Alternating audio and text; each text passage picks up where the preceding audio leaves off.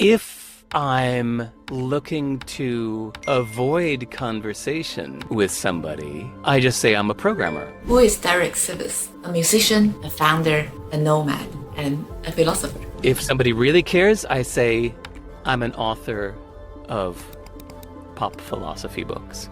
The truth is, Derek Sivers has lived many lives, and he reinvented himself in each one. I've also lived different lives, as I think everyone listening to this podcast will.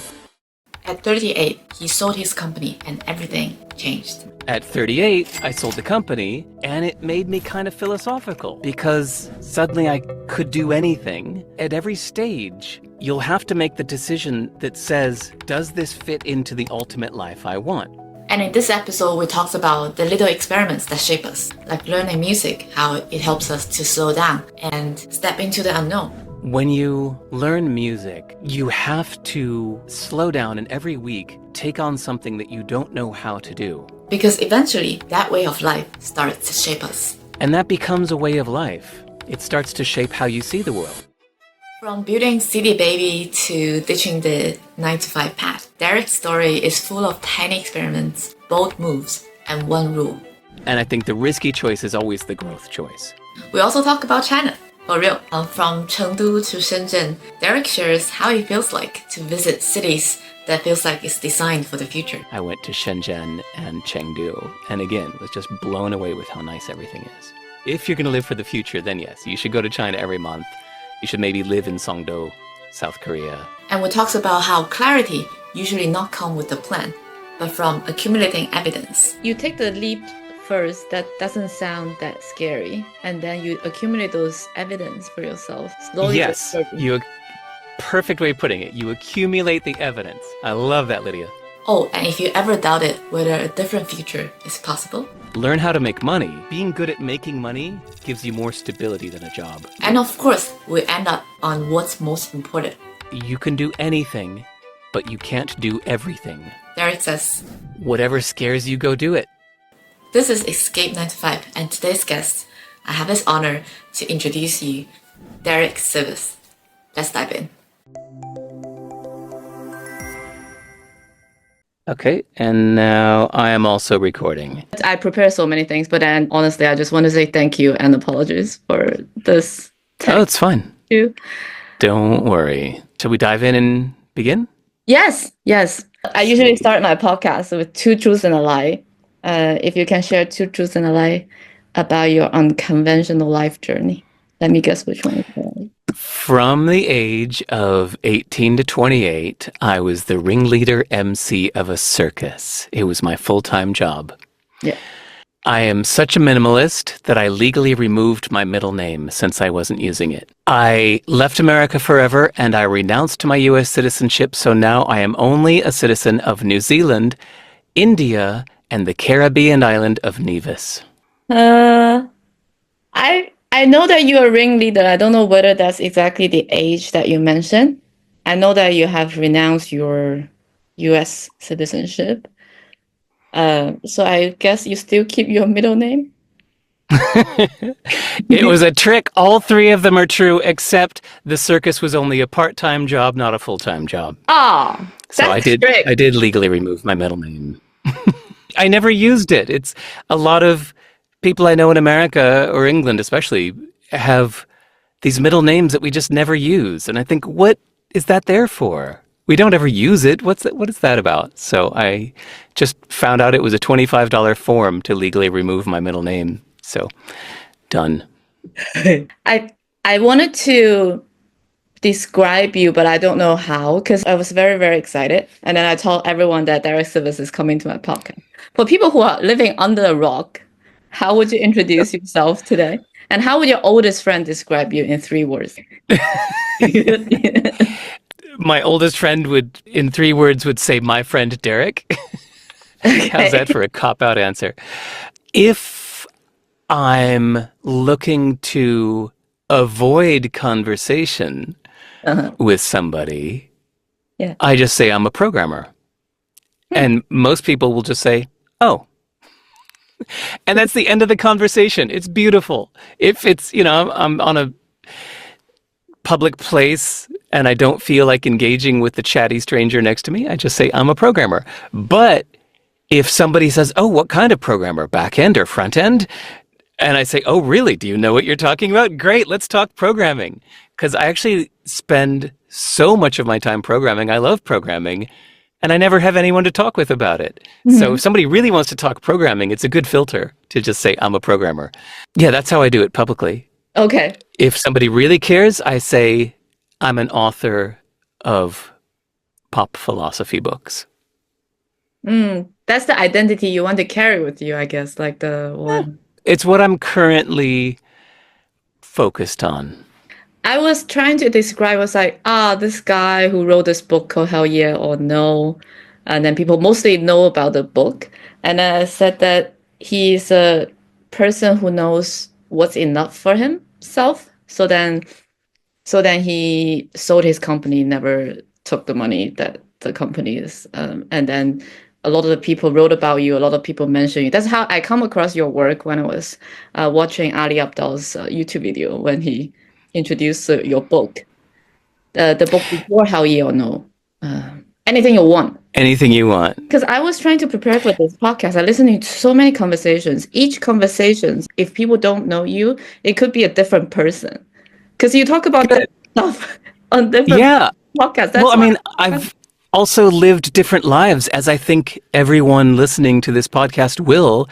You'll have different stages in your life. So from the age of 14 to 29, I was only a musician. That's all I did. I didn't care about anything but music. I didn't read.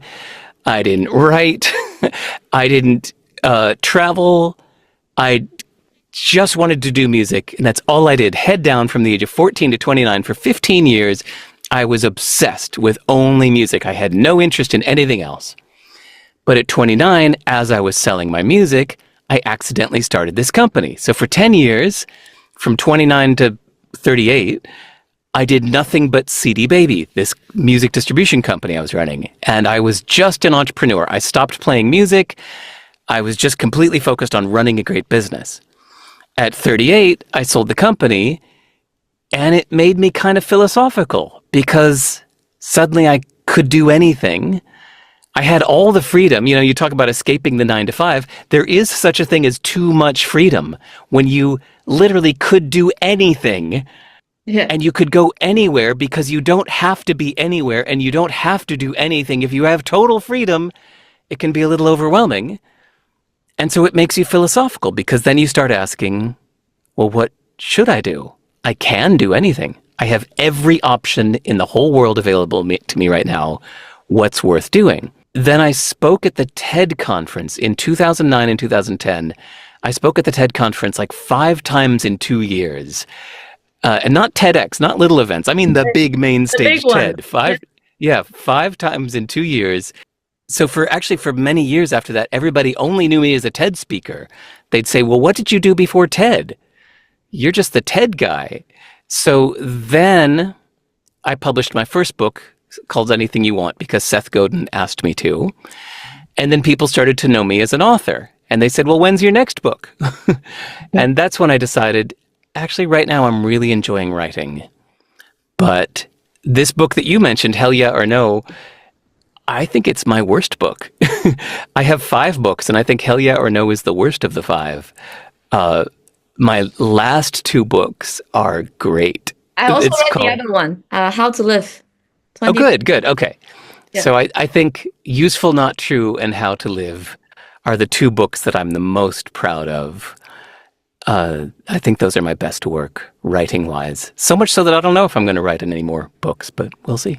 I read Andrew Wilkinson's book about Never Enough. That was one of my favorite books. He was a great storyteller. He also had this way of writing books, and he mentioned that I wanted to ask Derek Sivers how he handled things when. And I was like, oh my God, this person is just appearing everywhere. Now you're on my podcast, so it's my moment. You know what's kind of funny about the Andrew Wilkinson book? Yeah. I haven't ever told anybody this before. Ooh. Imagine if you're Bob Dylan and they make a movie of you and you see somebody playing you and they get some of the facts about your life right, but some aren't right because they've been kind of spun to be a little more dramatic. Yeah. when I read the chapter about me in Andrew Wilkinson's Never Enough Barista to Billionaire book, Yeah. uh, a lot of those facts are not true. He wasn't taking notes when we talked, so I think he flew back to Canada. I wrote down what he remembered, but he remembered it wrong. But it's fine with me because it's like seeing a slightly fictionalized version of myself. So just little facts. Like he said, I had a rough childhood. I never had a rough childhood. I never said that. Um, there were some little details in there that I went, huh, where did that come from? Oh, well, it's kind of nice to be a little fictionalized. It is. The thing I remember really well is that he mentioned that you always wear your signature outfit, like what you're wearing now. That's true. True. And Ever then since 2020, when I was living in England, when I was living in Oxford, I realized I was leaving England forever. And so I went down to Savile Row, the classic menswear street. And I thought, while I'm here, this is my chance to get a custom made suit on Savile Row. So ever since then, it's like all I wear when I leave the house. Okay, so Lydia, we've got so many things to talk about. yes. Your audience wants to hear about escaping 9 to 5. You had a bunch of great questions that you emailed me in advance. Mhm. Let's dive into them. Okay. Audience, you're in for some good stuff. Lydia asks Exactly. really good questions. How do you separate who you are from what you do? You don't have to. Some people want to compartmentalize and say, well, I'm a sales manager, but that's not who I am. That's just what I do. Some of us don't compartmentalize. I wake up at 5 in the morning and start working within 1 minute. And I tend to work until a minute before I go to sleep. That's very much who I am. My work is my life. I live to work. I do not just work to live. Do you think that that's because you love what you do and you're very cohesive as a person? For many of the people who are maybe stuck or wanted to escape 9 to 5, they might not have this luxury. What should they do to eventually get to where you are? Like a first step. I think the most important thing for your audience to know is that the life you want comes from making so many little daily decisions to steer that way. So if you know you want to be a digital nomad, you should not buy a house. And if you're renting a house, you should not buy a TV. And if you already have a TV, you should not buy a comfortable chair. At every stage, you'll have to make the decision that says, does this fit into the ultimate life I want? And you nudge it a little bit and a little bit every time. And eventually you can look back over the past few years and say, I'm now living the life I wanted because I made 1,000 little tiny decisions. No one decision was the big lightning bolt groundbreaker, but it was just all those little decisions that led to this point. So for example, I talked to an old friend of mine. You talk about, my oldest friend, how would he describe me? Yep. I've known this guy since I was 17, and we talked for the first time in 10 years yesterday. And he said, dude, have you heard surround sound? Surround sound is amazing. You gotta try surround sound. If you get 5 speakers and you do the 5-1 surround sound. I said, wait, I'm not gonna do that. He goes, why not? I know you. I know you're gonna love it. I said, yeah, I would love it. That's why I'm not going to do it. Because I want to live nomadically. If I get really into surround sound with 5 speakers around me, that's going to be one more thing that's keeping me anchored to one place.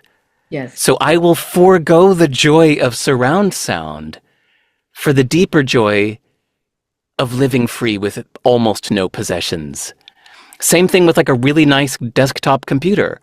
I actually do currently sit at a desk all day because I like having a physical keyboard and a screen, whatever.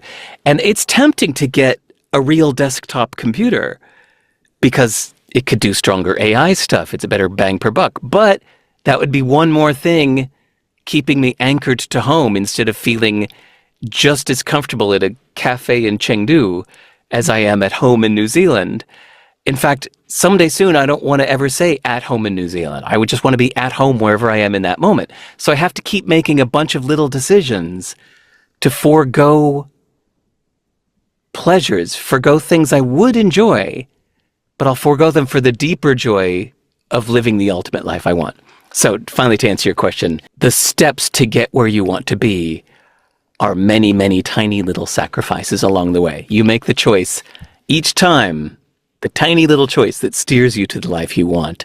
And eventually you look back and realize you've done it. For me, I stopped leasing an apartment anywhere and I always travel by myself. Then wherever I go, sometimes people will be like, where are you from?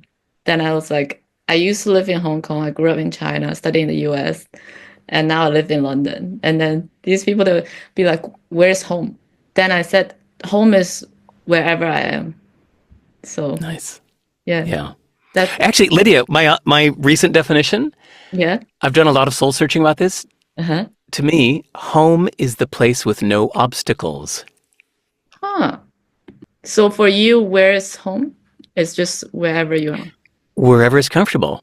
Yeah. I recently went to Shenzhen and Chengdu for my first time, and both felt so comfortable that I instantly felt, wow, this just feels like home. I could just cancel my return flight and just stay. This place has no obstacles for me. I feel there is nothing holding me back from complete flourishing. I could thrive here. It has no obstacles to my maximum abilities here. This is great. It's comfortable. There's nothing holding me back. It's a great quality of life. Yes. I like it. No obstacles. This is home. How many times did you visit China recently in the past 2 years? Oh, just twice. Twice. Both very short little visits. My main top priority is my son. He's 13. He's here in Wellington, New Zealand, because his mother works here for the government. So we're bound here. All three of us are bound here because of her. So when I go somewhere, it's usually for just a few days because I don't want to be without him for long. Can you take him with you to China? I could, but his mother hates traveling. And she also doesn't want to be without him for more than maybe 10 days. So even if I do take him, like if he's got a school holiday, that was, the first time I went to China for the last 12 years was taking him there on a school holiday last April. Mm-hmm. And that's when we went to Shanghai and Taipei and Hong Kong. And I was just so surprised how nice everything was. And so then I went back in November. I went to Shenzhen and Chengdu, and again, was just blown away with how nice everything is. In your book, How to Live, you mentioned that everyone should visit China every month. No, I didn't say everyone. I said everyone. that's one way of living. I said, here's how to live. Yes. Live for the future. If you want to maximize that way of living, then here is the logical conclusion. If you're going to live for the future, then yes, you should go to China every month. You should maybe live in Songdo, South Korea, which is like the place where everything is so future focused. Yeah, I might actually update that and say you should live in Shenzhen. So I grew up in Guangzhou. And it's like a 1 hour train away from Shenzhen. The lifestyle is very similar to Chengdu, actually. So people just sit there, have a pot of tea. Yes. The weather is nicer than Chengdu, I will argue. And that's much more culture than Shenzhen, I will also argue, because Shenzhen is a brand new city. So next time, please go to Guangzhou. You know what's funny is I actually found that because Shenzhen didn't have a super laid back lifestyle, I found it actually inspired me more because I just wanted to work. I just wanted to throw myself into my work and keep writing and keep building and keep programming because I wasn't distracted by this fascinating museums and operas and culture and tea houses. It's like, well, this is just a really efficient but kind of boring place. Great, let's work. I used to work and live in Hong Kong, and it's just in a few hours train back home. It's not just every month, maybe every 2 weeks when I go back, you feel the change. So everything is developing in a very, very fast speed. Yeah, a friend of mine in Taipei said that when I lived in Singapore in 2010, mainland China had this reputation as being kind of rough and nasty and dirty and unpleasant.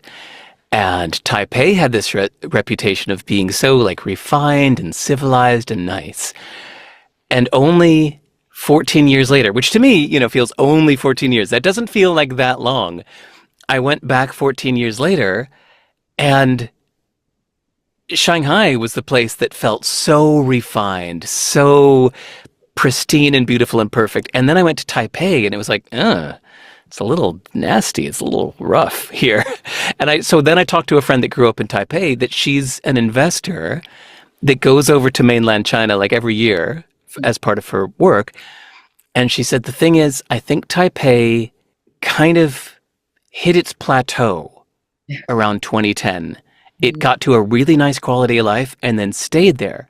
She said, but every time I go to Shanghai, Beijing, it gets better and better and better and better. Every year it keeps improving. And she said, now it's just blown us away, just left us in the dust. They keep getting better while we've just stayed the same. Yeah, this year I went back for Chinese New Year. I I saw your article about that. I liked it. Yeah, I was like, this is very, it made me very proud as a Chinese. Because in my lifetime, the GDP has grown for 10% every year, almost every year. Now it has plateaued a little bit. But then, like you said, I grew up in the age when it was like 2000 to 2010, and that was a rapid growth. And this time when I went back, everything feels very civilized. Everything works. Everything is electric. It feels nice. Yes, I love that. The electric cars, it's so quiet. Took the subway from the airport to the center city. I got out of the subway and I'm standing in the middle of central Shanghai and it's silent. And I see all these cars and all these motorbikes, but I don't hear them. I think, what's going on? And I got closer.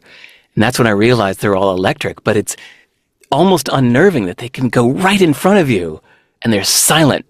And I love it so much. The air is cleaner. It's quieter. It's wonderful. It feels like China's becoming almost like a giant Switzerland. Just how pleasant and pristine it is. Yeah. Yeah, of course. Oh, that's so nice. Let's go back to the beginning because I always wanted to understand the origin story. And you said that it may take 15 years, you're determined. I think I know you because at the beginning you were talking about your musician. You were not very good at singing, and then you become very good at singing. Now I listen to all the other podcasts. I feel like your voice is just very nice to hear. And that must be your training. Maybe. Can you take us back to the moment and how does that 15 years of practice shape your mindset for all the other stuff coming in your life? When you learn music, you have to slow down and every week take on something that you don't know how to do. There's this guitar piece or this violin piece or something that you want to play and you can't do it. Your fingers are unable to do it. And so you break it down into small little bits. You slow it down, you can't go, so you go, B, B, B, B, B, B, B, B, B, B, B, B, B, B, oops, okay, let me try again. B, B, B, B, B, B, B, B, B, B, B, B, B, B, let me try again. B, B, B, B, B, B, B, B, B, B, B, B. You practice and practice and practice over and over again until now you can do that thing that you couldn't do last week. And that becomes a way of life. It starts to shape how you see the world, that nothing's impossible. If it's a human capability, if anyone on earth has done it, that means you can do it. So it's just a matter of practice and slowing it down and doing it. So that empowers you and enables you to take on anything, but also to not glorify anyone else. Even somebody that seems like a genius, a brilliant writer, for example, especially if it's a thing of the mind. We could talk about physical capabilities in a second, but if it's a thing of the mind, you could say, oh my God, this poet or this songwriter is just beautiful, or this philosopher. I could never be that brilliant. I'm just not that smart. I don't see the world as specially as this amazing person does. But then you realize that amazing person also probably just practiced their ideas, whether it was deliberate or not. They started joining ideas that other people hadn't joined before. They started questioning what they were learning and asking what else could be. They made a point of steering towards what was new and unsaid instead of repeating what others have said. As soon as somebody else has said it, just don't even bother. It's already been done. Keep looking for what's new. If you do that for a few years of good practice, well, then you will become an original thinker or a great songwriter or whatever it may be. There's a catch that people point at in a defeating way when they look at somebody like a basketball player. They say, yeah, but I'm not 2 meters tall, so I could never be a basketball player. Like, all right, well, there's one thing. But don't use that metaphor to make you give up on everything else and just sit there and watch TV and give up, because any human capability is possible for you too. This reminds me of something, because I used to be chubby like 6 years ago. Then I become very fit because I start going to the gym after a breakup. It always happens. But then I keep going to the gym until a point that I was training for a spinning class instructor. Those soul cycle type of spinning class instructor. It was so tough for me. And my trainer, he said something. He's like, of course you can learn it. It's just a skill. This is something that I keep it with me. I think it's maybe similar to your music journey, is that you come to realize no matter how hard it is, and no matter how comfortable you are right now doing something, you never thought that it's possible.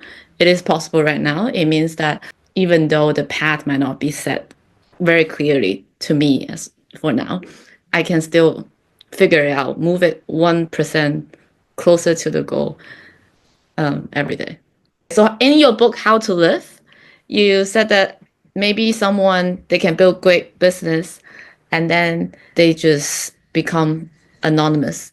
And that moment. Reinventing yourself. We should always remember that this is an option, that it only takes $25 to legally change your name. And you can fill out some paperwork and become a legal resident of another country. And it's some work, but if it matters to you, it's really quite easy to start anew. You could just move to the other side of the earth with a new name and erase your past reputation and start anew. And read 10 books on a subject and become just enough of an expert to get in the game. Improve your skills once you're in that game.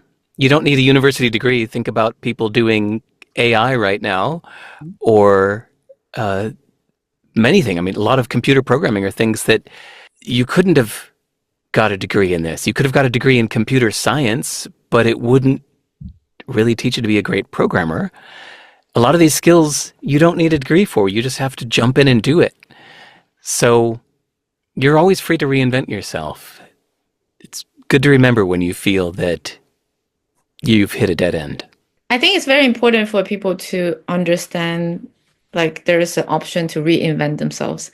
The question I also wanted to know is, in your the story, you said that you just wanted to become an open source programmer at the time when you first saw your company. What are you going to tell someone who wants to start from scratch and find their voice, let's say? Because it's like reinvent themselves, but what if someone is just starting from scratch? What should they do to build a name? Oh, it depends what they want to do. But as a general advice for building a reputation, you have to make 100 little decisions a day to do everything publicly, to do things in broadcast. So this is an example of what we were talking about earlier, where I said if you want to be nomadic, you have to make 100 little decisions all the time that push you that direction. So same thing with making a name for yourself. Get a name that has the .com and the social media tags available, even if it's not your birth name. Don't just say, oh, well, my parents named me Mary Kim, and there's just no way that's available. So I guess I'll just be Mary Kim 43625. No, you can just pick a different name and go make a name for yourself under this professional public pen name, and get one that's easy to find and unique and you like the sound of it. And then just start sharing your thoughts in public all the time. Challenge yourself to come up with interesting thoughts that other people haven't already said. Broadcast them everywhere you can, on your own site, on every social media channel. But also manage that process so you're not just being a full-time social media manager for yourself. You have to keep being great at whatever it is you're doing, because ultimately that's the real point. The broadcasting of what you're doing is supposed to be secondary to your unique contribution to the world. So yeah, you don't want to just be a socialite. But then it just comes down to being great at what you're doing, which usually means, ironically, disconnecting. To shut off the internet, shut off your inputs, ignore the media, and focus and learn and practice like a musician. Practice and practice and practice to get deliberately better at whatever it is you want to make a name for yourself doing. I think practice at the right direction is going to lead somewhere. But if someone is stuck in a path at the wrong direction, but they're not sure whether they should take the leap, how can they take the decision forward? And if you can share one moment in your life, because you've lived many different lives, if there's one moment that you feel unsure but still took the leap. Many. I love leaping. I decided to go to a music university while I was drunk at a party with a friend when I was 17. We had both read an article in the newspaper about Berklee College of Music. Oh. And it sounded great. And then we were there drunk at a party, and we both turned to each other like, dude, let's go to Berklee College of Music. Yeah, man, let's do it. And the next day we filled out our applications and got accepted and moved to Boston, Massachusetts to go to Berklee College of Music. And that was a huge commitment. Just by taking that action, you say, okay, my music is now my primary life's focus. This isn't just something I do on the side because I like music. I'm going to a music university now. It defines you. When I graduated university, it was a really scary thing for me to move to New York City. It would have been so easy for me to move back home to my hometown that I knew. But I sensed that the most frightening thing I could do was to move to intimidating, scary New York City.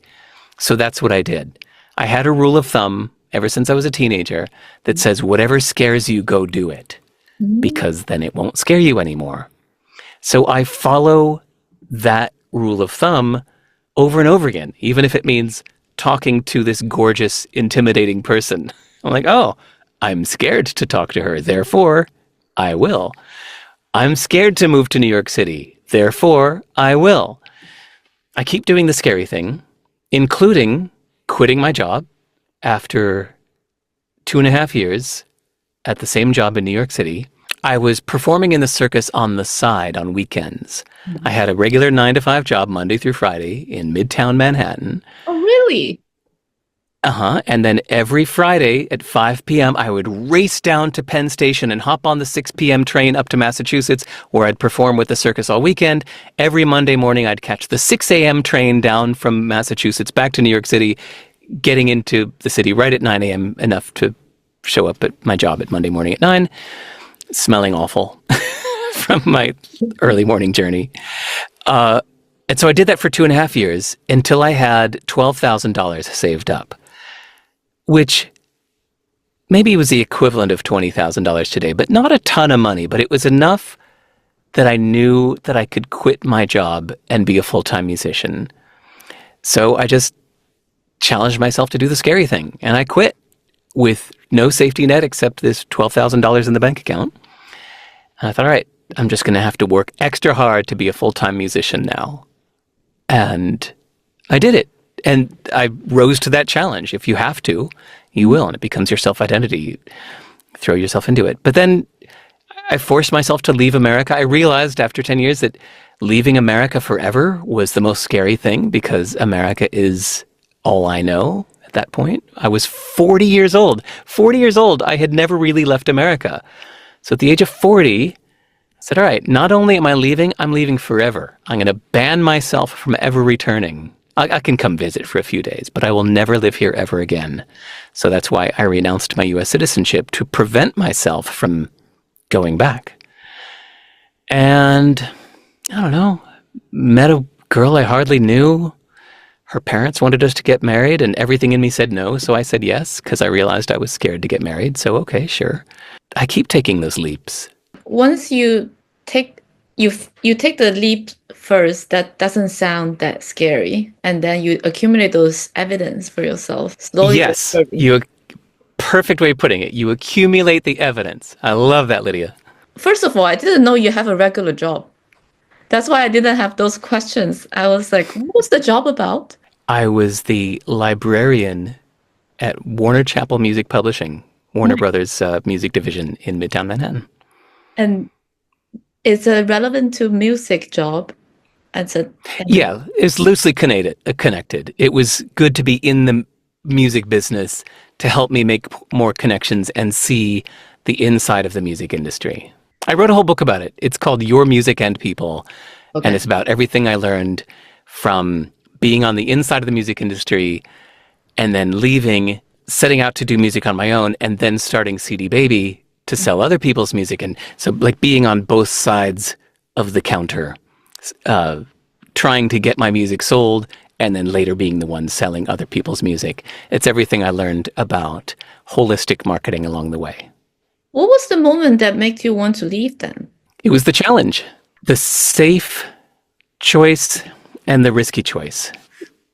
It often comes down to what's the safe choice, what's the risky choice. And I think the risky choice is always the growth choice. So almost every time I will choose whatever's the bigger risk, whatever is the scariest thing, is the one that will lead me to more growth. So even now at the age of 55, I keep making decisions this way. I never want to be comfortable. I never want to be stagnant. I want to keep choosing the scary, risky, unknown thing that will expand my self-identity. Yes. Accumulating evidence. I love the way you put that. Evidence. I was a very not confident and I would say introvert person 8 years ago. And then I start to accumulate evidence. First, I go to the gym. I become very fit. It's something that I couldn't do. And then I lost my job twice. And then now I am doing my own business. I remember the first time I lost my job, my friend, and he's like, why are you worried? You have to take 10,000 steps. You will never go back to zero. Maybe you will take a little bit back, but then you'll never go back to zero. And now when I look at, whenever I have self-doubt, I will just, there's so many evidence to say that, yes, it might be tough, but you'd be fine. So I think that's life, I guess. So now you're 55, right? I'm 35. Yep.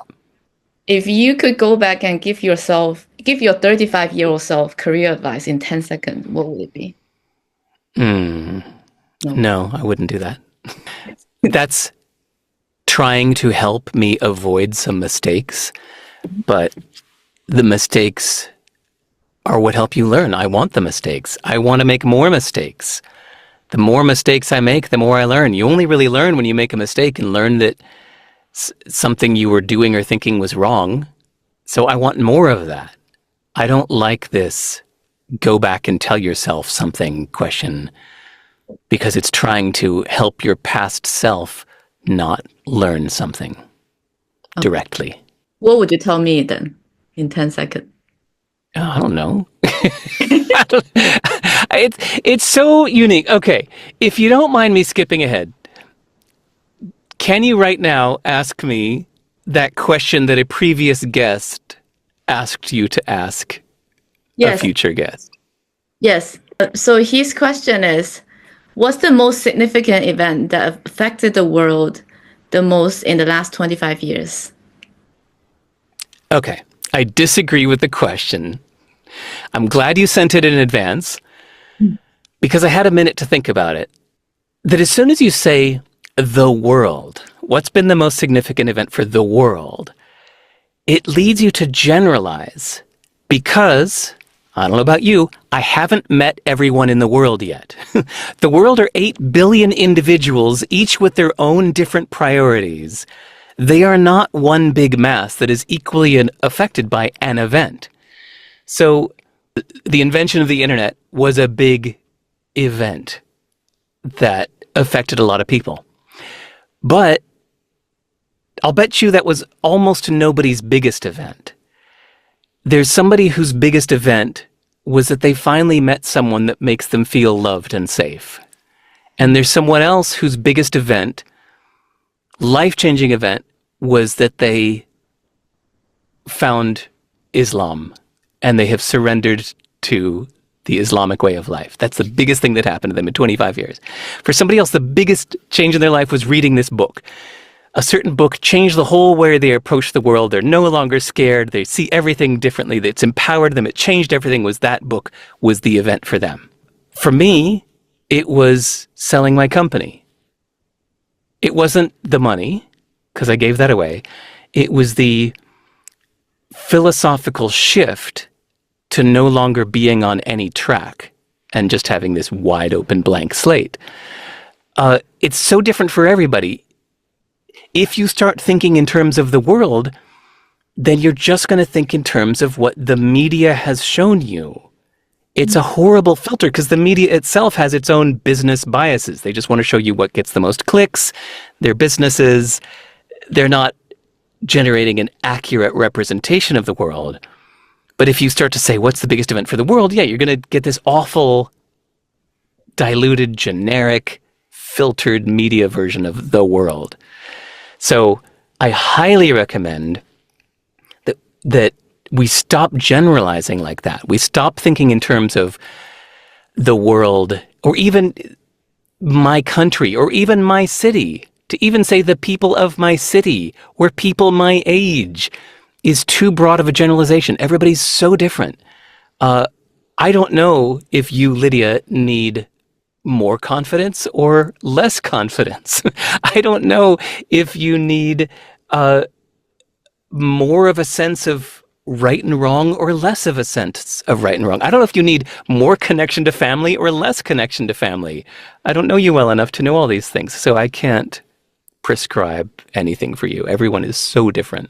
Yeah, everyone experienced the world in the way that everything that comes before us and how we were built before this point. Yeah.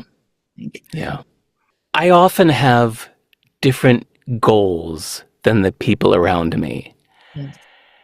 And I hear well-meaning people prescribing certain courses of action, which are very wise if what you want is to go up and to the right. Then that's a good course of action. And a lot of people want to go up and to the right. That's what they want. But what if I want to go down and to the left? Well, then that advice doesn't apply to me at all. But we're just assuming that everybody wants to go up and to the right. But not all of us do. Some of us want to go a different direction. Yeah.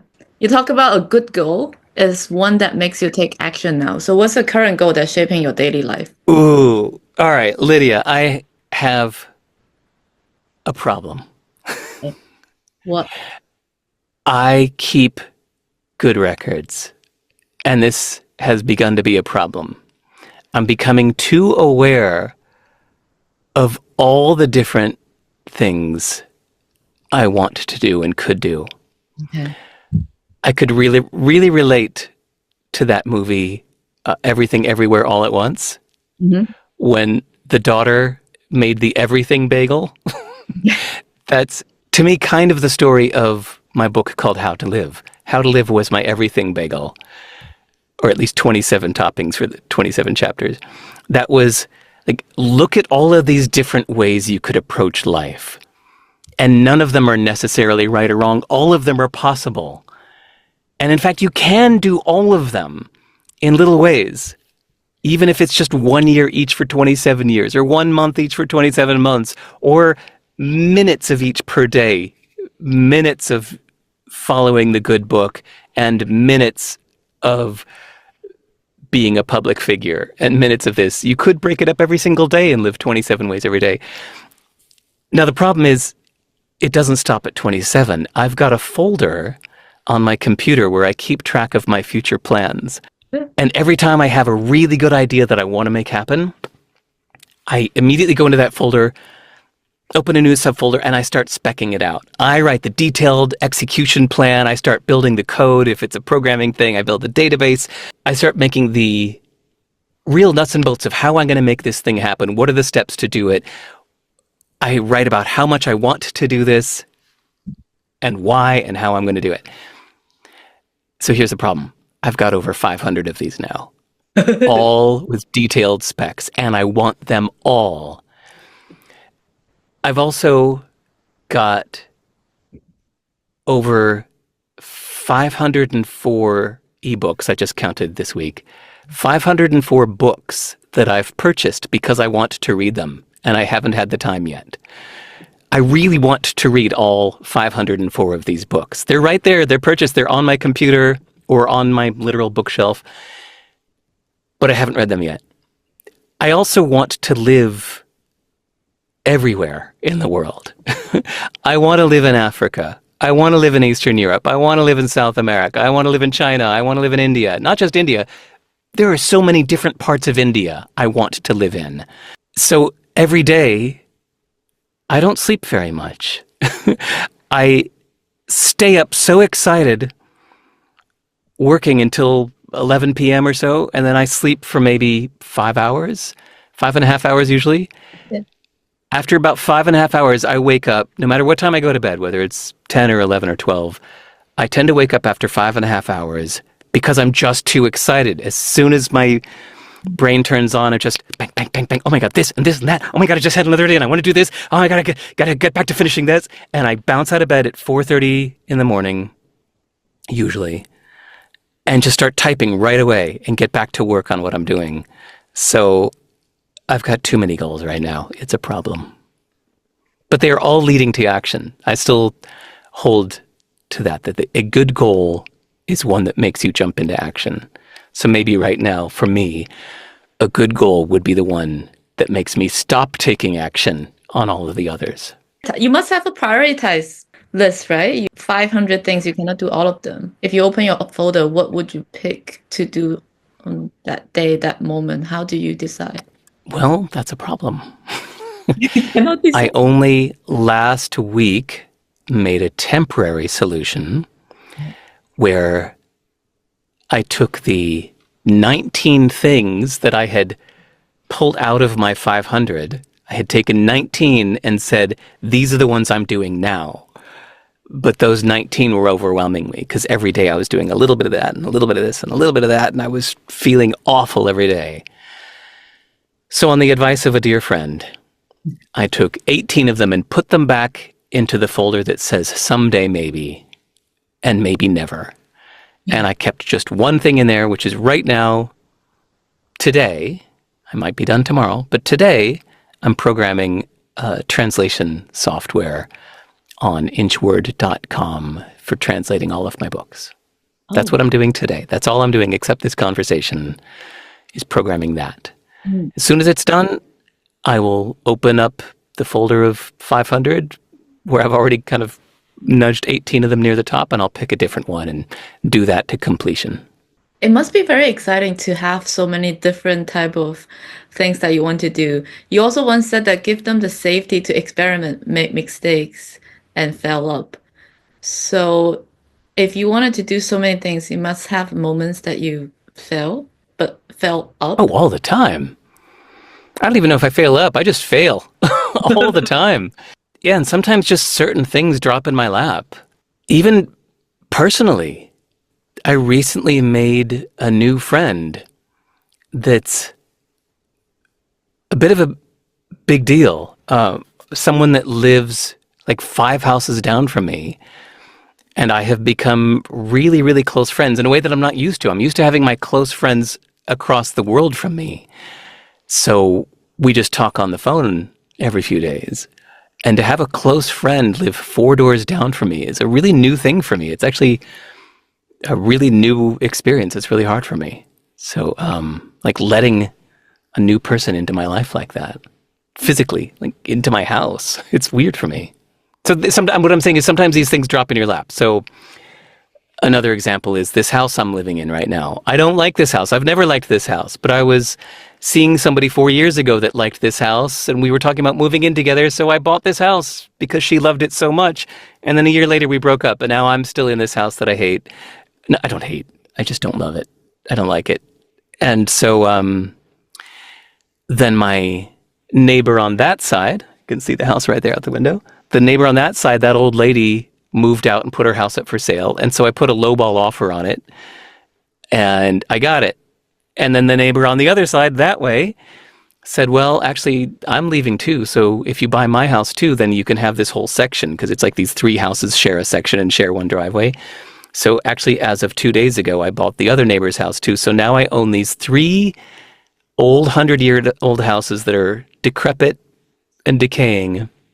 So I'm going to tear down all 3 of them and build new townhouses in their place. And I never wanted to do this, but it was just something that was dropped in my lap. So sometimes life is like that. You can make your goals, but then something drops in your lap or somebody steps into your life and it's unexpected. Would you say that you're so comfortable with this idea of failure or the experience of failure, you actually don't mind, and everything that happens would push you to the direction that you should be? I think really long term. So if you're thinking in terms of 50 years, then what happens this year, no matter how bad it is just part of your story. It's part of what makes you a better person. So I'm always thinking 50 years. So what happens this year is never any big deal. Time is really a magical thing. I think sometimes when people are trapped in their 9 to 5, it's very hard to disassociate themselves with the rat race or whatever that is called. And you once wrote that nothing destroys money faster than seeking status. Do you think that trapping in the 9 to 5 is partly rooted in the status game? I think for most people, they see it as the only option. They see it as just a given. Well, that's just what you do. You wake up, you eat a meal, you go to a job for someone else as an employee where you get paid a regular paycheck, and maybe you had to get a degree to get that job, so that shaped that path. And that's just what you do. They're kind of following everything around you has shaped this path that you're following. So I consider it really lucky that I wanted to be a musician when I was 14, a professional musician, because that's what snapped me out of the matrix, is knowing that I don't want what most people want. Almost everybody is going this way. I'm going that way. So it helped me disconnect from norms. It also helped me be the black sheep in my family. So in your lovely essay on your website about going back for Chinese New Year, you talked about expectations and answering questions to relatives. Yeah. And when reading that, I was struck with my lucky fact of always being the black sheep since I was 14. I had long hair down to here, covered in heavy metal patches, and I dyed this half of my hair red and this half purple. And I was just a freak from early teen years that everybody just gave up on me long ago. They never expected anything of me because I was just the black sheep. I was just off being weird. They gave up. So nobody expected anything of me. I was disconnected from norms, and that was so handy and continues to be so handy. I just see myself as a freak, and I assume that other people just see I'm weird too, and so norms don't apply so much when you're already a freak. Thank you for reading the essays so closely. It was a very defining moment for me this year, going back home. And really, first time in my life, I actually feel that this is just me, take it or leave it. And my family actually they eventually, I think they are supportive, because if they don't say no, it's kind of supportive. I also feel very lucky to have this podcast. So I have these kind of conversations because I started it last year. I don't have friends who have been on this path long enough to have these kind of conversations with me. I always ask people, why did you want to move from a traditional job to a different one? And then you have your story, other people have their story. That all of those, I'm accumulating evidence for myself as well. Yeah. In a way, to learn from these people and sharing with other people who doesn't necessarily have these stories and examples in their life. Yeah. You know, I'll give one more. I'll tell my thing and then flip it into something that could be constructive for your listeners. Is that yes, at the age of 14, I decided I wanted to be a professional musician. That already set me apart. Then I went to a music college instead of a regular college. That set me apart further. But more importantly, while I was at music college, I got a call to join a circus at the age of 18. I became the ringleader MC of this circus. And then being in the circus, all the people I was around were face painters, professional magicians, professional jugglers, people who were making their living and paying their rent by juggling. These are the people that I was around. I fell in love with the face painter at the circus, and her parents were these hippies that lived in an old cabin from the 1700s that they got for basically free. Both her parents never had a job. They just did odd jobs for money because their cost of living was so low because they lived in a cabin for free. They put their daughter, my girlfriend, through college just on scholarships. And so all this traditional stuff of saying, well, you got to have a good job, I was surrounded by evidence that you don't need a job. In fact, I don't know many people with jobs. Most people I know don't have a job. And then later I hear that people have this social pressure to get married. I didn't know anybody that was married. I had like 100 friends and I think like one of them was married. Everybody was just single. Everybody was creative. I was surrounded by magicians and then eventually musicians and writers, and self-employed people are my norm. I still don't know that many people that have a job. And so you choose your social circles. You can put yourself into, okay, this is where I'm flipping it into something useful for others.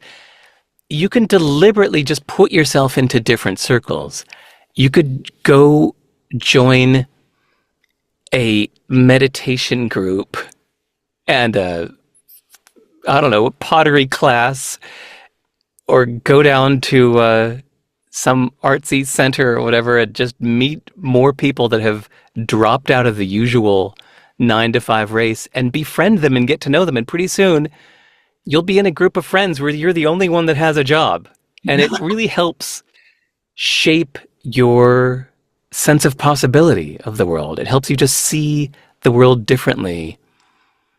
There's different options. I have a 13-year-old boy now that I'm encouraging him to ideally never have a job. I say, if you're going to have a job, you should only get it for the specific purpose of learning how to be a good boss.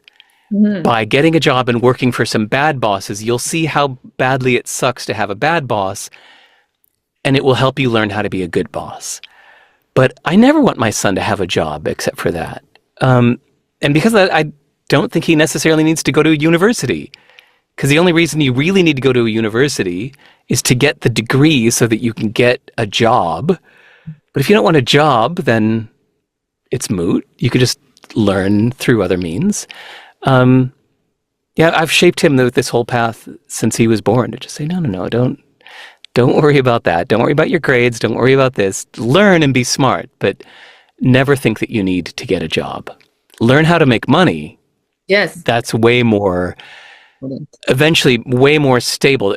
Being good at making money gives you more stability than a job. Yes, exactly. For people who, of course, they might not be as lucky as your son to have you shape their path. What's the small action they could take tomorrow? Maybe just to try a little bit. Oh, I think just the ones I just said, like go Uh, get yourself into a different group of friends. Group of- Go join a some kind of creative crafts group or a writing group, or something that pulls you out of your existing social circles, puts you into a place where people are actively being more creative, and then get to know them and be friends with them and go have them over to your house and go visit their house and get to know their lives and see how they see the world. Something that's really helpful for me in the past year is I have this podcast. I'm also in this part-time YouTuber academy. So almost everyone in part-time YouTuber academy have a very non-traditional path that they're taking on. Then when I talk to Yeah. my friends who are in their traditional path, they're still talking about somebody get a raise, somebody is, don't have time for their kids. Or even some of my friends, I think they are just financially safe already, but they hate their job. They just cannot quit. As I went back to China, I asked my friend, I was like, what's the reason why you have to stay in this low paying job and don't like it? And he's like, I don't know. I don't know what else I can do. So I think in a way I'm Yeah. pretty lucky in that way.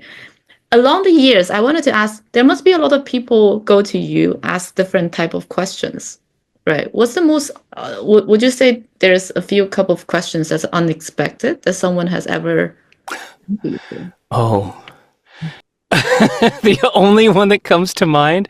I was about to say, Lydia, I have no idea. I'm just in the present with you in this moment. I'm not thinking of the 1,000 questions people have asked me in the past. But okay, there was one that stands out. A guy from Singapore had me on his podcast. Yes. And in the middle of a conversation about other things, he said, "So how can I get a girlfriend?"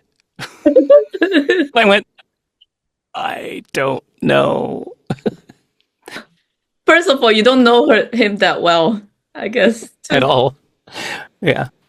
Um, I That, just want to that was ask, the only really weird question I've heard. Sorry. yeah, I don't have a weird question, but it's just because of you mentioned that it's like learning how to make money is a much more stable skill. Because now I'm on my own path. I'm learning how to make money on my own. I'm very good at making connections. I feel like I'm not very good at asking for money. Even today, I was brainstorming with ChatGPT. ChatGPT was like, maybe you should reframe it as offering value and exchange curiosity. And you mentioned it in Mark Manson's podcast about you stepping into a different personality when you're in the telemarketing job. What is the best way for me to like practice this? Because I do know I have value. Whenever I talk to my mentors and friends, they know that they always say you shouldn't undersell yourself. I don't know how you're like in negotiations, but you shouldn't sell yourself. But when I get to the real conversation, I start to become maybe the 28-year-old Lydia again. So, first, read a book by Amanda Palmer. I forget the name of it, but it's the only book by Amanda Palmer. But it's about, I think it's called The Art of Asking. Uh-huh. And if you don't like books, then watch her Love TED book. Talk by Amanda Palmer about the art of asking. Okay. But I mean, anybody listening to this, if you're having a hard time getting into the mindset of asking for money, go read books on sales. There are some brilliant books. There's one called The Ultimate Sales Machine. I think there's another one called The Art of Selling that I really liked. There's a brilliant one by Harry Beckwith called Selling the Invisible. If you surround yourself with these thoughts, it just gets you into this mindset where selling is not taking something away from someone. It's, yes, offering great value. And hey, if I'm going to do this in any sustainable way, I'm going to be giving you something that's worth this much to you. It's going to help your life in such a way. It's going to help you earn $1,000. So the cost of it is only $95 to help you make $1,000. I'm doing you a favor. There are certain mindsets that you can get into by just inhabiting the thoughts of others that are great at this. And then, yeah, like you said earlier, you just act like them. You say, I'm going to act like Amanda Palmer for 20 minutes. I'm just going to not be Lydia. I'm going to be Amanda. For 20 minutes, I'm going to act just like her. It's ridiculous, but I will. And that's what it was like with my telemarketing job. I, at the age of 16, had to get on the phone and act like George Amos, because George Amos was the number one salesman on the floor. And luckily, my manager let me listen into what he was doing with his phone calls. So I just stopped being me and I started being George for those hours that I was on the phone. I imitated George the best I could. And within 2 weeks, I was the best salesman on the floor. Is it hard to imitating someone because you also want to use your own voice? It's like acting. Yeah. It's like getting on stage at a school play, pretending to be Juliet, pretending to be the villain. Still, there have been times in my recent life where I've had to play the villain, where my true self is generous and carefree. And there have been a couple situations when I've got the feeling like somebody was trying to screw me on a contract. And I just flaunt my power in those moments and I become the villain. And I don't care if this person hates me for life. I put on this persona. I even fake a certain anger and I fake a rigidity. And it lasts for a few minutes during the phone call. And then I hang up and I laugh. Oh my God, that was funny. So you just put on a role. You do what you need to do. But it's the same thing as going on stage. There are times as a musician that you get on stage to entertain a crowd when you don't actually want to. You're sitting backstage with a weary look on your face going, it's the last thing in the world I want right now. But the audience is out there and they're waiting. And so you just go, all right, here we go. And you step out on stage and you turn on your face and you do a performance. And it can be the same thing with whatever you need to do, selling wise, negotiating wise. It's really just wonderful to read books about this stuff. And especially the negotiation. If you look at my book list, if you go to Sivers/book, so sive.rs/book, you will see my list of over 400 books that I've read since 2007 when I started taking notes. In 2007, I started, every time I read a nonfiction book, I would underline and highlight, grab all the key ideas, and then post it on my site for free for the world to share. I was really doing it for myself, but why not share it? And then I sort them in order of how highly I would recommend them to anyone. And you will see the number one at the top of the list right now is called You Can Negotiate Anything by Herb Cohen. Is that his name, Herb Cohen? It is such a good book to help you get into this negotiation mindset. He describes the inner mindset beautifully. He's a master negotiator. It's an old book from the 1980s, so you'll miss some of the references about Jimmy Carter and whatever. It doesn't matter. It gets you into a beautiful mindset for negotiating and selling. I highly recommend that to literally everyone because it makes you realize that you can negotiate life as well. It's not just money. It's not just business. It's everything. It's your whole identity and social norms and path you follow in life and what's right and wrong. It's all negotiable. Yeah, I started to learn about negotiation after reading the other book called Never Split the Difference. That one was good. Yeah. But this one is great. Okay, I'll add that to the list. And speaking of different paths, because you've built so many things, have you ever had a moment that you built and you feel like you've arrived and you feel somewhat empty and want to ask yourself, now what? All the time. Again? Yeah. Mark Manson, after he published The Subtle Art of Not Giving a Fuck and it went on to sell a bajillion copies, he got depressed because it was his first public book. and it sold a bajillion copies. And he got really sad, like, oh man, now what?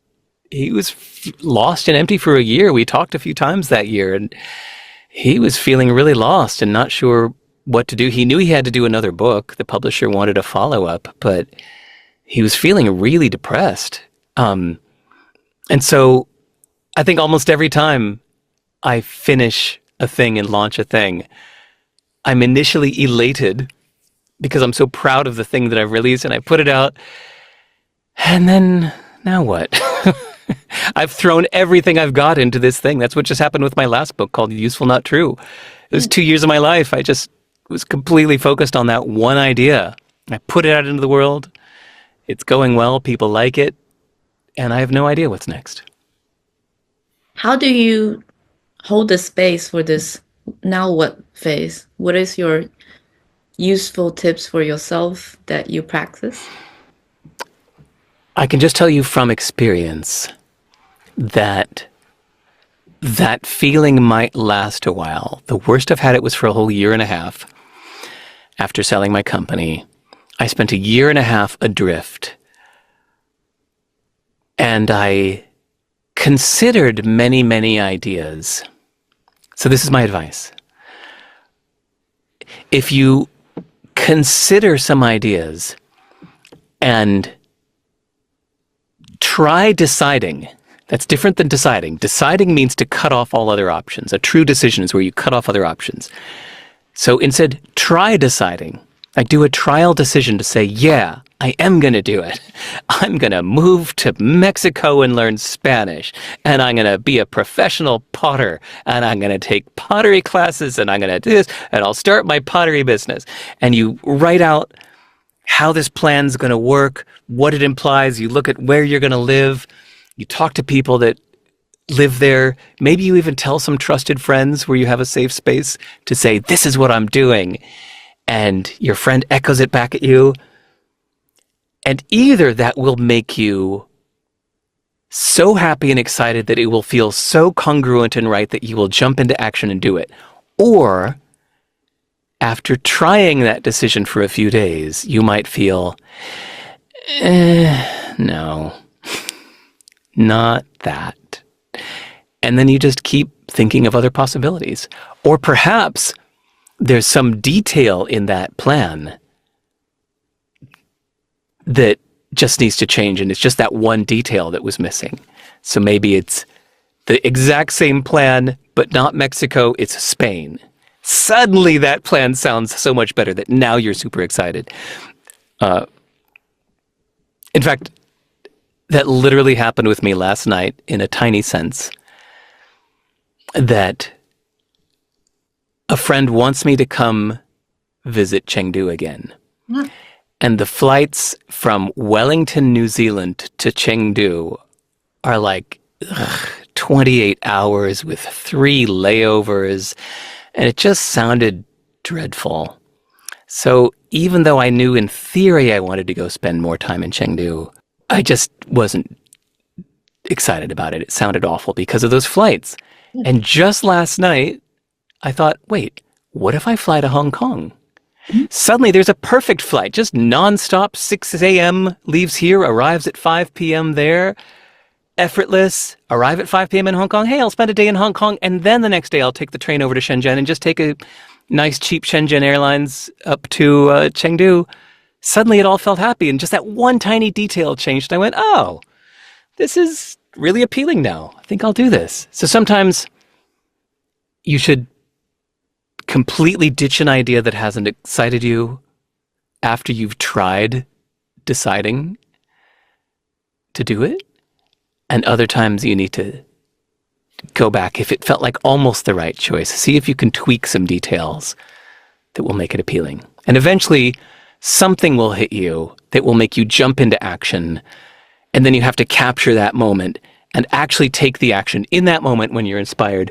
Go click the sign up form and sign up. Go pay the registration fee for that class. Go book the flight. Go buy the camera. Whatever it is that's the next step that puts you on that path. Just take that action immediately in your moment of inspiration so that it starts the ball rolling. Yeah, catch the moment that we want to do it and then just do it. If I can make your trip a little bit more appealing, is I think you can take the train from Shenzhen maybe directly to Chengdu. Maybe. High-speed It's long, but that might be really nice. The high-speed train to Hunan is only 3 hours nowadays. So I think Okay. you might be able to take a high-speed train to Chengdu, then you can Thanks experience. for that. Yeah, Because you know what? If the trains are as nice as they are in Japan, which I suspect they are, whenever I visit Japan, I think I enjoy my time on the trains almost as much as my time off the train. The yes, trains are so nice that I just, especially if you pay a little extra for the first class, yes, just stand there sipping your tea, looking out the window, going by at 300 kilometers an hour. It's so yeah. pleasant.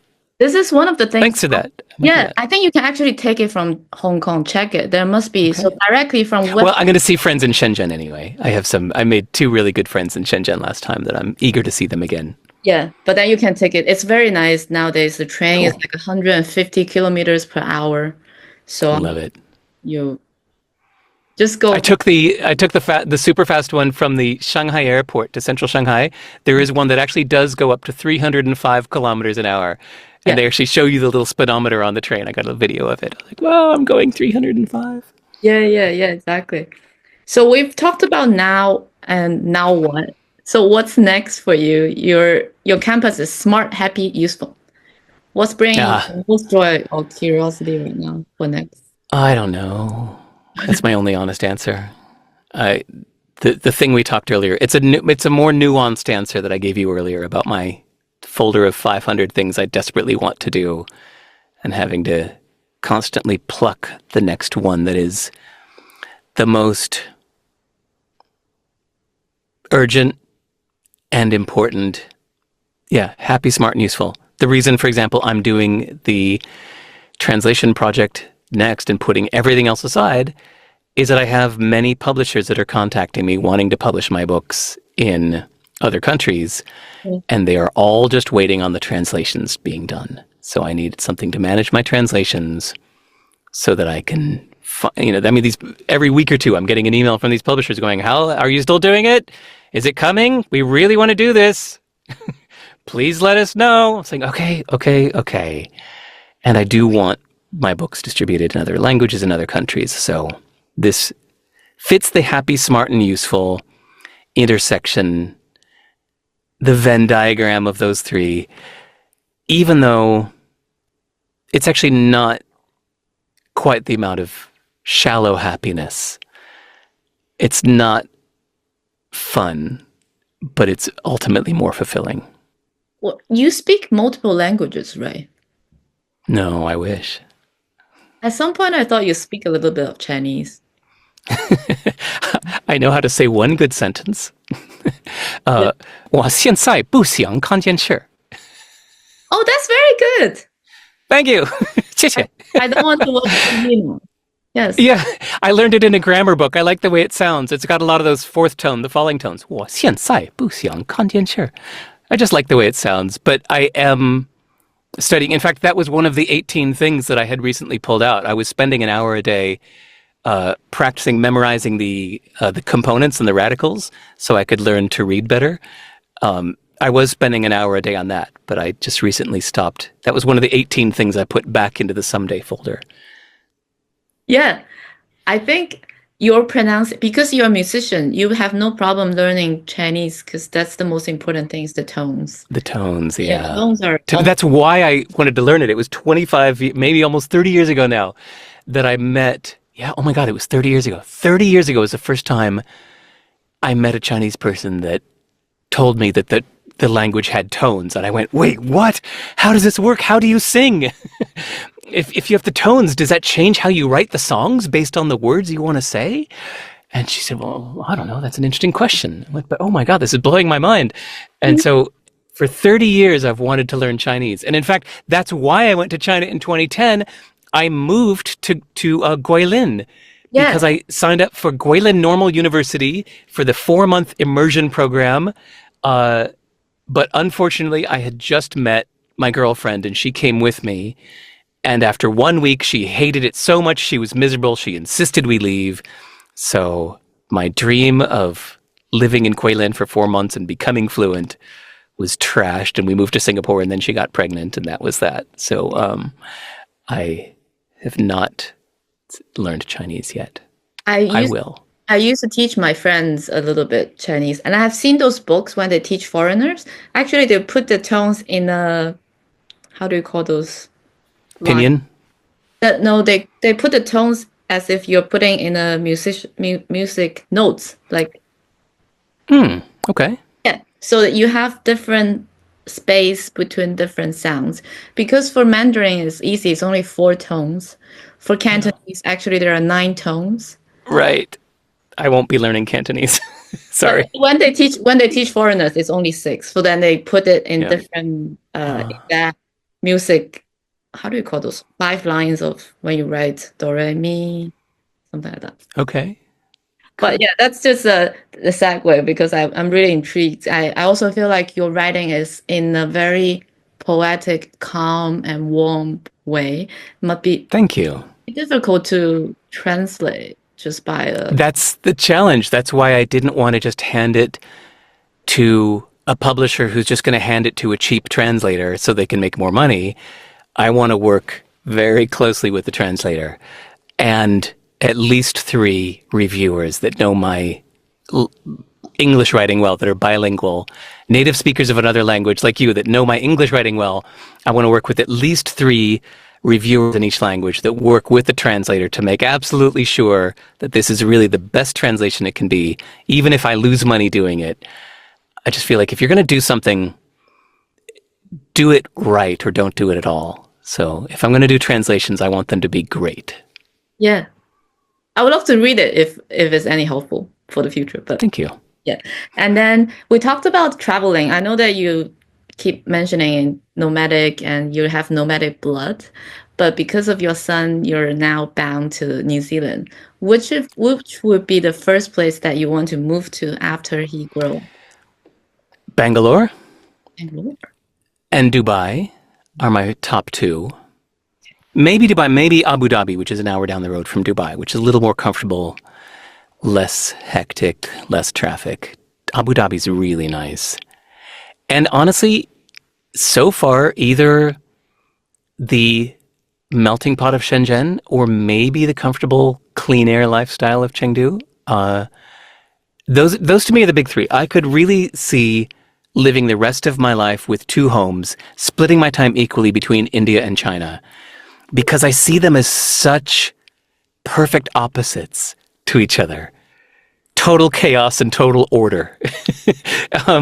Pristine and messy, and the advantages of both. So I have really dear friends in Bangalore, India, that are just wonderful conversationalists, and it's such a social place for me. Everybody I meet with, we dive into these deep philosophical conversations right away. But if I got fluent in Mandarin, then I could also make a home base somewhere in China and spend my time going around the different regions there. And I think it would be a beautiful way to split my time for the rest of my life with those 2 homes. I would continue traveling, but if I had to make a home base, then I like that split time home base. You know, stay in China until the orderliness of everything wears on you, and then go to India until the chaos of everything wears on you. It's interesting because you said when you mentioned China and India, I thought they have more in common in a way that everything moves very fast and everything has Yes. very fast. Oh, right. But see, if I set that as a baseline, right, I love the fact that 2 different people on my last visit to China both said that they were shocked and horrified when they went back to, one said New York City, one said Melbourne, Australia, after 10 years, and were horrified and shocked to see that it hadn't changed. They said, nothing's changed. And I thought that's very telling that would be a surprise to you, that you would expect everything about a city to change in 10 years. Whereas ask anybody in London or, God, even most cities in Europe, They say, yeah, it hasn't really changed in 200 years, let alone 10 years, 20 years. It's the exact same as it looked 50 years ago. Maybe then we got cars. Cars made a difference. But I love the fact that both India and China are changing so fast that it keeps you very future focused, keeps you optimistic, keeps you wanting change and expecting change. Whereas I think the European mindset scares me, which is this idea of like preservation. Yeah. No, don't change. We have to resist change. We have to keep things as they were. That attitude scares me. So I could see myself visiting Europe, but I have a hard time seeing myself living in Europe. Yeah, it's interesting. Live somewhere with You change. mentioned the preserving, because the other common theme between China and India is actually we're both very long history country, have thousands of years history. But then now both of the countries are changing very fast. Yeah. It's very Yeah. interesting in that way. I love it. Yeah. Yeah. I think it's important as you get older to not stagnate, to not get stuck in your ways. And so I see moving to India and or China as a recipe to keep myself from stagnating. I know you don't like time travel, but if let's say if we allow ourselves, your son is 13 this year. When he become 30 years old, what would you want your son to say about you when he's 30 years old? Oh, we're good friends. That's it. Ooh. We've been good friends since before he could speak. We're really, really good friends now. I spend at least 20 hours, usually 30 hours every single week, giving him my full attention, just talking. So he and I talk 20 to 30 hours every week. We know each other so well. No filters. We talk about anything. And we're just really, really good friends. So I hope that in 17 years that will still be true. That's such a good goal, to be the best good friends with your son. That's Okay. all. I don't care what he does. His life is his own. His life is not mine. I love when his tastes differ from mine. There's only one food on earth I hate, and that's olives. And it's one of his favorite foods. I love that. I love that his life will be so different from mine that I don't want to prescribe anything for his life other than being his friend. That's such a good goal. I have one fun question. If you had a week alone, no tech, no people, where would you go and what would you do? I actually do that a lot. Oh, okay. I've done that a few times, and it's wonderful. New Zealand is very good for that. Just the natural world. You know, I'm building a new house where I'm putting both the bathroom and the kitchen outside so that many times a day you're forced to step out of the room into the real world with the wind blowing the trees and the birds and the rain or the clouds. And it just reminds you of the real physical world that puts everything else into perspective. That most of my friends that are really full of fear and anxiety are full of fear and anxiety because of what's coming to them over that screen. If it weren't for that screen, they wouldn't have fear and anxiety. If they turned the screen off or Yes. threw it in the ocean and looked at the real world, there's nothing inducing fear and anxiety in the real world for most of us. For some of us, living in Gaza or Syria or some places right now, yes, there are actually bombs falling and the real physical world has something to be scared of. For most of us, the fear and anxiety comes from our screens. And screens are optional. You don't need them. Screens are optional. Yes, exactly. Let's go to a lightning round. Are you ready? Ready? One app or gadget that's been life-changing recently for you. I disagree with the question. I think We should not be looking for apps and gadgets because they are usually locked down little things where you can only do what the creator wants you to do, and it's usually self-serving for them.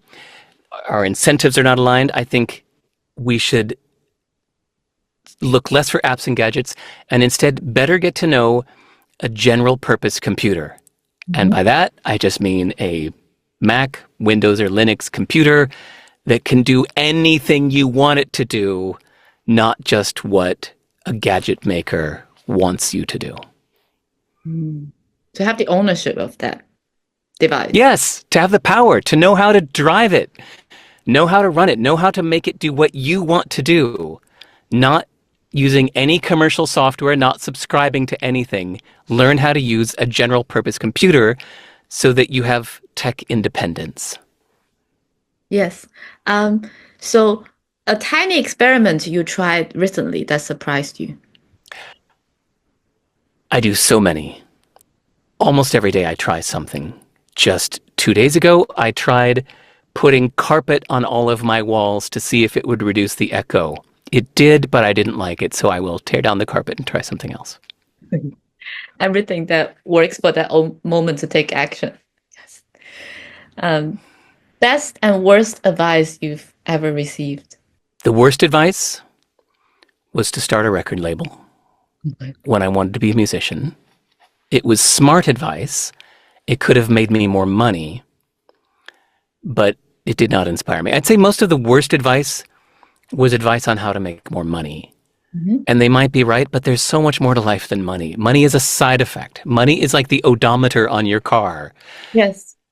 If you're driving just to make the odometer go up, you've lost the point of driving. Money should never be the reason. Don't do anything for the money. All of the worst advice I've received has been around how to make more money. Best advice was you can do anything, but you can't do everything. You have to choose. And if you don't decide, you do nothing. Yes. Like your 500 items on your folder. Great. If you could gift one book to every 22-year-old, what would it be? I disagree with the question. Not every 22. Everybody should go to my book list I said earlier because we all need different things. I said this earlier, but I'm going to say it again in the context of a book. There's some of you listening right now that need more confidence. There's some of you listening right now that have too much confidence, and that's your problem. There's some of you listening that need to be more adventurous, and some that need to be less adventurous. There isn't any one book that everybody needs.